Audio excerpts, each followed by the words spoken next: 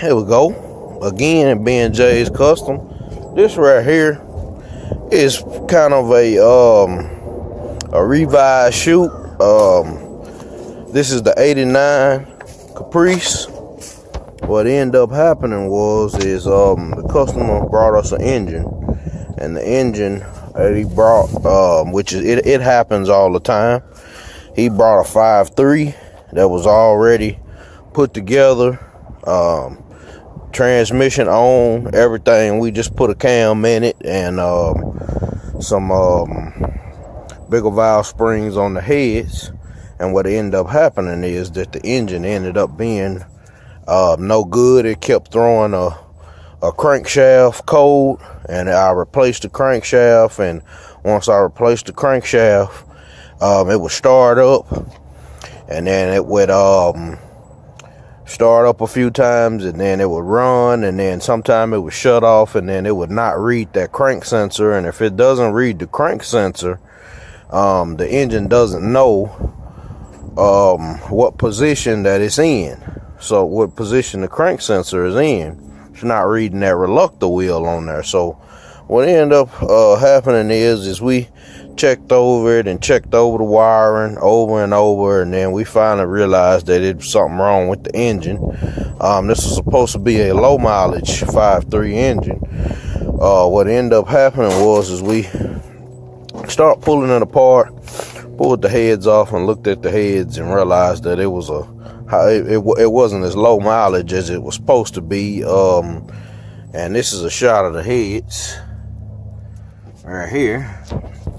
And like I say, it happens all the time. People buy engines and they didn't hear them run before, and then afterwards they realize that, hey, it's not a low mileage engine. Most of the people who sell them to you, they really don't know a whole lot about them. They just sell it to you. So this is the underside of the heads. The valves, you can see, are they real coated with carbon. So there is no way that this could be a low mileage engine. Again, we had this car all the way together running, and on the other hand, this engine turned out to be a 4.8 instead of a 5.3. The 4.8 and the 5.3 share the same block, but on an iron block, the heads were flat top on there, and on all of the iron blocks, the heads, or the pistons that have flat top pistons in there. If it's an iron block, it's 99 over 100% of the time it's a 4.8 engine. So you got to be careful with that deal, because now if it's an aluminum block, it can have aluminum later model block, it can have flat top pistons in it, but a iron block that's a 4.8, 5.3 block with flat top pistons is 100% of the time a 4.8. A lot of people don't know that. I didn't know that, but a lot of people don't know that, and that's what ended up happening. This ended up being a higher mileage engine, and it ended up being a 4.8, and this engine here would have not produced the power that the 5.3 would have produced. Just stock setup. But we ended up figuring that out. So we're gonna be pulling this block out, and probably, as you can see in the title of this video, this is gonna be the customer bought a 6.0. The customer bought a 6.0, and we're gonna be end up rebuilding it. We already took it over to City Motor Supply and had the block prep, which with the block prep they charge you about $120, $130, and they'll hone out the cylinders. They'll do a magma flux on it, make sure everything is flush, nothing warped on it. They'll paint the block a little bit. They'll put new cam bearings in there. Basically, they'll just check over the block for you, make sure you got a good solid foundation to build with. The crankshaft that was in there was a little low, so we end up having to have it cut. They polished the crankshaft too for about $15 to $20. So that's City Motor Supply over there off of Harry Hines. If you're looking for a place to take your engine, they'll do you real good over there. What's the guy name? You can see Kenneth over there, or you can see Dave, or it's a guy named John Deere. Any one of those three guys, they very awesome over there. They do, I mean, like I said, I've been taking motors over there for about the last couple of years, and they take real good care of you over there, that's for sure. So, like you just said, City Motor Supply, Harry Hines, and basically 635, and like I said, yeah, just go over there, they get you right. So. Yeah, take it over there to Kenneth and talk to him, and he'll get you right, man. He know what you need, and he know what you need to do, so you can go in there and take it to him, and he'll get you right. But this engine here, we're gonna be pulling this engine back out, and we're gonna be putting the 6.0 in there. I'm gonna take you over to the 6.0 in a minute, but I just kind of wanted to show you this engine again, and this problem right here that happens because a lot of time this happens to a lot of people, and it just happens, man. I bought bad engines before. It's just, it's just part of the game, man. You can never look inside unless you break it open right there.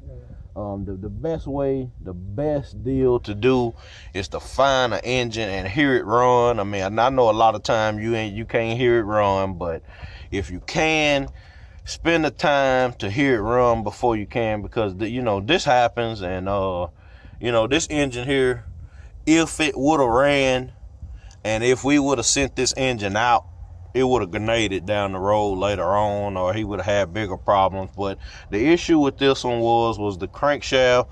What they call it is, they call it crankshaft walking. So what was happening is the thrust bearings in the engine were worn out, and it was causing the crankshaft to move. That sensor reads into the side of the block on that reluctor wheel. So what happens is, if that reluctor wheel and that magnet on that sensor is not reading back to the computer has no idea what position that the engine in, and it disables the firing on this car, because I kept checking the spark on this car and it was dead. And like I said, it will start sometime and run, and then it'll run, and then it'll shut off, and then sometime it would not start up at all. And then I put a new crank sensor on there thinking that the crank sensor was bad. Once I done that, stuck it in there, I tested all the wiring to it, everything tested back good. I threw the new crank sensor in there, boom, it fired right up. Ran good for about a day. The next day, come out here, hit it again, it wouldn't start. It just turn over. Then it might act like it want to start up, and then it just wouldn't start. So the crankshaft wasn't reading, so the engine had no idea what position it was in. So when that happens and you get that code, it disables the firing in these LS motors, and then you can't get no spark. You got fuel, we checked the fuel pressure. We had about 60 pounds, from 58 to 60 pounds of pressure in there. We had all the grounds good. As you can see, this is one ground on the block. I got the other grounds back here on the back of the engine.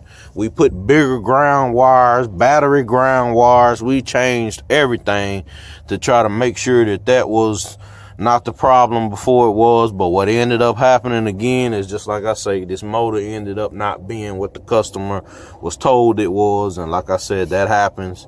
It ended up being a 4.8. And as you can see on the block, all of the 4.8 and 5.3s, they're on the same block. So you have to be careful when you buy these engines and make sure that you're getting actual 5.3, or you can be getting stuck with a 4.8. So what's going to end up happening is, we're going to pull these, we're going to go with 317 heads on the other one. These are 706 heads right here. We're going to pull these valve springs back off of this head, all the spark plugs, and we're going to put them on the 317. Basically everything that's on this motor, we're going to pull it off. We're going to pull all the sensors off, stick it on the other motor. We're going to pull the cam back out, the Texas speed cam. We're going to put it in the 6.0 motor. It's all interchangeable. Right. The new oil pump, everything new we put on this motor. We're just going to swap it over to the other motor.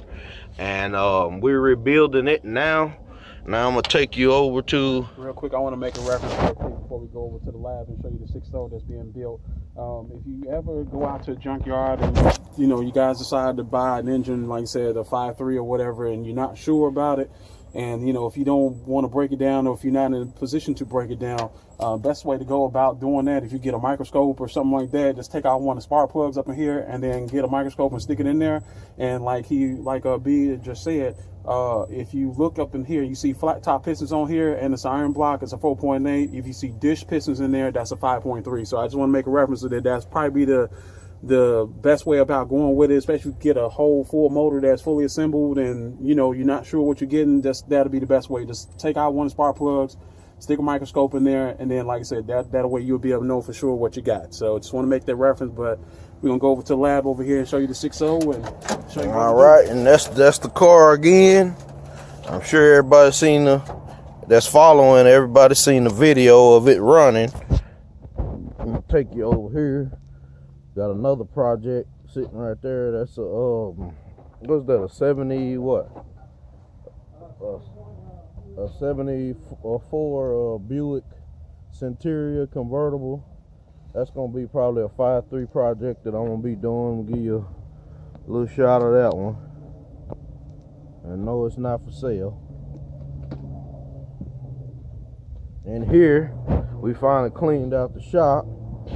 In here we got the Cutlass 442. Got it out of the weather for right now. Finishing it up. We putting the fuel tank on it right now. Here's the fuel tank right here. This is Tank Inc. This fuel tank here was about $503 with all the cinders and all of the vents and all of the tools and the hardware that come with it. These are some nice tanks right here. This is the best way that I've seen so far to go with a tank is this Tank Inc. because every other way you're gonna end up around about the same price. And for this one here, you can order this and get everything you need and cut it down to fit, and just go ahead and stick all that off in there. And then you got a sending unit, which this is going to be the sending unit, and then the the one with the fuel pump, we got it out right now, and we're altering it so we can stick it back in there. So it's almost like a near plug and play setup, but it's really not, but like I said, it's definitely the best setup to go with this here. We tried a couple of options and they didn't really pan out that well. So yeah, this saves a lot of headache right here. I mean, like the straps, everything, sending unit, fuel pump, like I said, a vent here for the, for running, if you got fuel injection, this is definitely a mandatory deal. And like I said, it's about 503. I mean, it saves a lot less headache, man, to get you on your way, Yeah, it comes with straps and everything you need just to go ahead and bolt that up and get that fuel injection going in your car. And over here, same setup. Here again, the firewall is still open where I pulled the AC out. You can kind of see off in there. I started putting the floor back in there from where I cut the floor out. Let me see. Let me clean that up a little bit. There it is. Where I start putting the floor back in. I hadn't done all of that. I hadn't put the firewall back in because the firewall is a little kind of flimsy, as you can see. And I'm about to talk to the custom kind of about that and see what we can do about reinforcing that wall, because if I hang that AC unit in there, it's not gonna be right, and I am not finna do nothing that gonna cause problems later on down the road. But here it is again, the 6.2. We finally got everything set. The wiring harness is on. This is just a rough shot of the wiring harness. We got it just hanging up here. We're gonna reroute everything, get everything put back in place where it's supposed to go, where it kind of looks like there's really not much of a wiring harness on there. We're gonna just go ahead and hide everything. We're gonna be taking these manifolds off of here because these manifolds just will not work. We tried them on there. Give you a shot of the other side. I got engines and stuff that I'm bumping into, but over here on this other side, you probably can't see it down there. which this is a lot of the old wiring, and I'm gonna clean all that up and take all that off. But that's a lot of the old wiring. You can see down there on the manifold on this side, the brake equalizer valve is like right in the way of the intake. So we're gonna have to do probably some chrome headers on here. But here it is again, the setup. This car here is almost ready to roll up out of here. We just gotta finish this wiring harness. We gotta get the radiator in there, the condenser in there. We got a transmission cooler, wherever that's at. It's in here. There it is right there. Got a transmission cooler right here. We're gonna be putting that on there to keep that ADE cool. Got his seat sitting over there.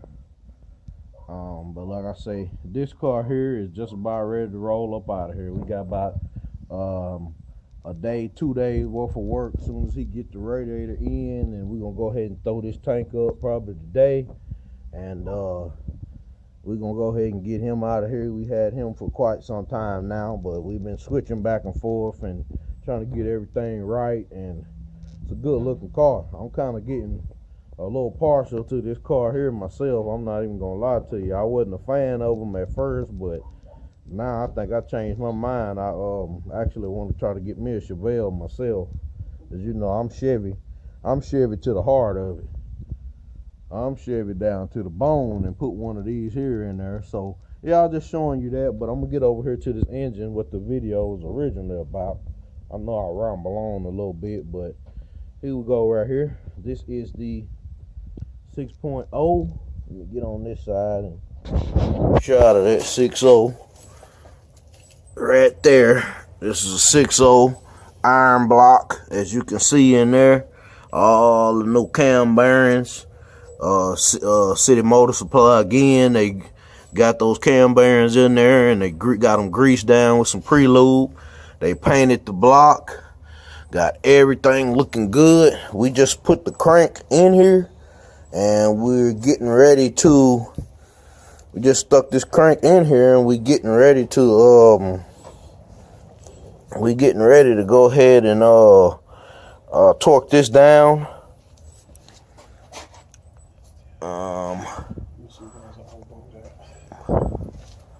But yeah, just give me all a shot of that.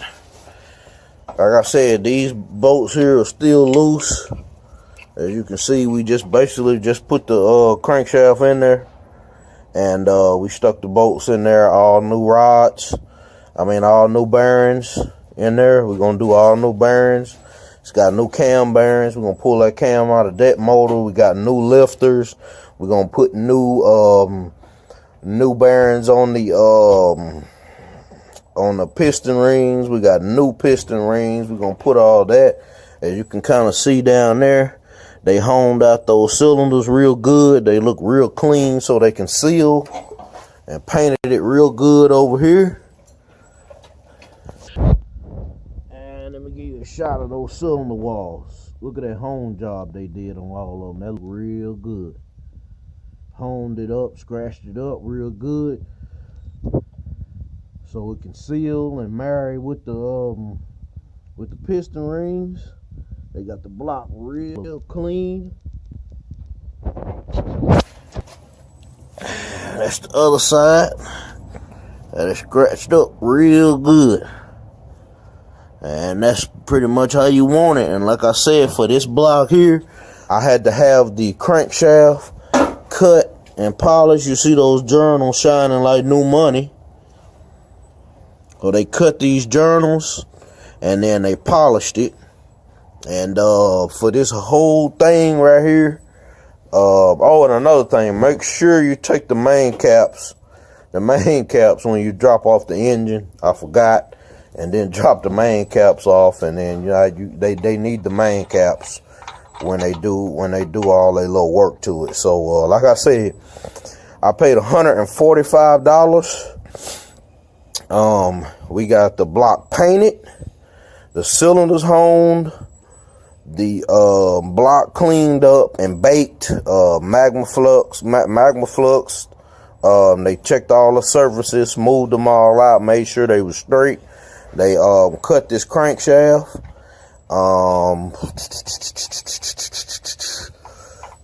Let's see, I think that's about it with that. And just to prove it to you, oh man, well, I had a receipt, but I think he moved it.